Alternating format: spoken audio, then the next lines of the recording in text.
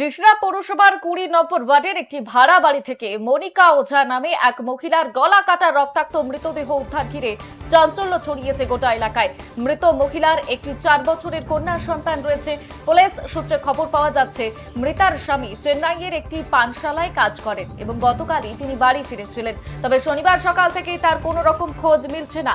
ঘটনার খবর পেয়ে রিষড়া থানার পুলিশ সহ ঘটনাস্থলে পৌঁছান শ্রীরামপুরের ডিসিপি অর্ণব বিশ্বাস। পুলিশের প্রাথমিক অনুমান, স্ত্রীকে খুন করে পলাতক স্বামী।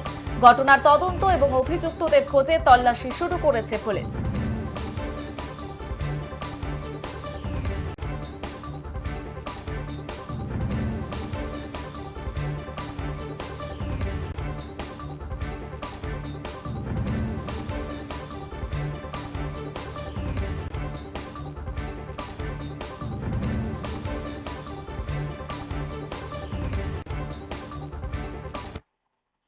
গলায় আঘাতের চিহ্ন ছিল, খুব সম্ভবত তার হাজবেন্ড তাকে মেরে দিয়ে। স্যার কি দেখলেন, কি বলবেন?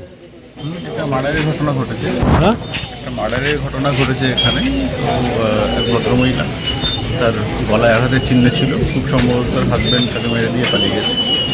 এটুকুই আপাতত রয়েছে। কোথায় রয়েছেন এখন? কোনো তদন্ত কিছু পেলেন কিনারা? না, আমরা খোঁজাখুঁজি করছি, বডি পাঠিয়ে দেওয়া হচ্ছে হাসপাতালে। আর কোনো সন্দেহ? না না, স্বাভাবিক কিছু নেই, ওটাই পাওয়া যাচ্ছে প্রাইমারি। মনে কি হাতে আপনাদের নাগালে পেয়ে গেছেন? আমরা চেষ্টা করছি ধরে ফেলবো। কি হয়েছে ঘটনা?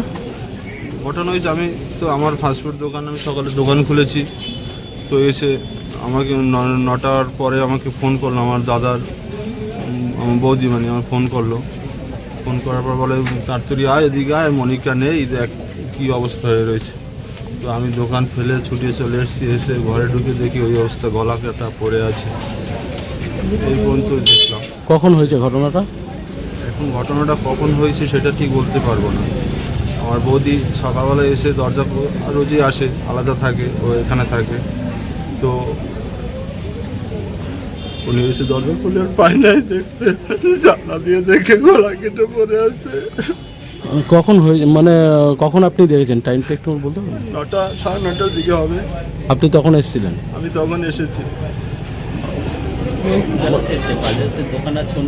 মানে আজকে সকালে? হ্যাঁ, আজকে সকালে। তো কাউকে কি আপনার মনে হচ্ছে কোনো সন্দেহ? কি বলবো, আমি তাকে ওই পাশে